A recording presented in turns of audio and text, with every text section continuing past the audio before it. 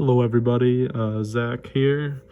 We just finished our cleanup crew podcast today, so I figured that I would go through and show you some of my cleanup crew in my 40-gallon saltwater tank. First we can start with this tuxedo urchin. He's a small part of my cleanup crew. He doesn't do a whole lot, as some of the other things do, but they look cool and they eat algae and stuff like that off your rocks very slowly.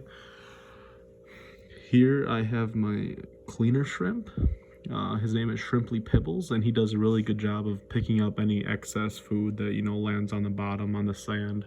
And he can also clean off your fish and rocks too. The fish so far don't trust him much, so he hasn't been able to do too much of that, but eventually he will. I have a bunch of different hermit crabs. Here's one of them. Here's one guy right here just hanging out. And then they just climb all over the tank, honestly. There's one up by that mushroom coral.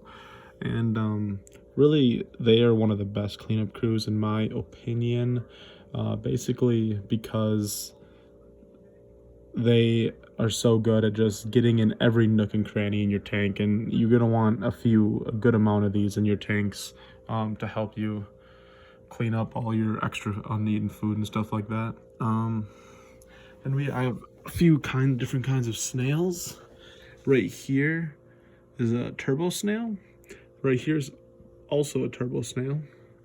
And they do a pretty good job of eating algae too, especially off the sides of your tank walls and your rocks. Actually, you can see one right up here.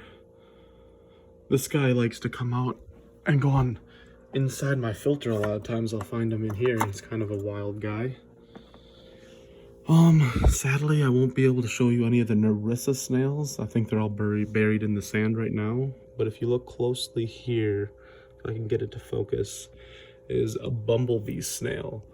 And what these snails actually eat the most is it's called vermiculite. I think it's basically a type of feather duster or filter feeder.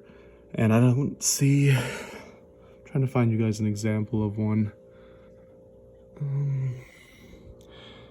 I don't see any right now, but basically it'll be little tubes like right there. Actually, that little tube on the underside of that rock that just has like little feather dusters basically in those, and they'll take over your rocks after a while. But I used to have a lot, and I got like 6 of these, and they're all gone now.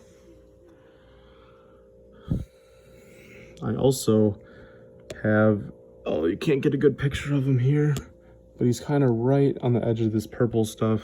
Laying down in there is a sea hare slug, but he's not too acclimated, or he's acclimated. He's not comfortable yet with his surroundings, I don't think. I just got him yesterday, so he's still getting used to everything. And on the back here is a narite snail. I have probably 6 of these in the tank.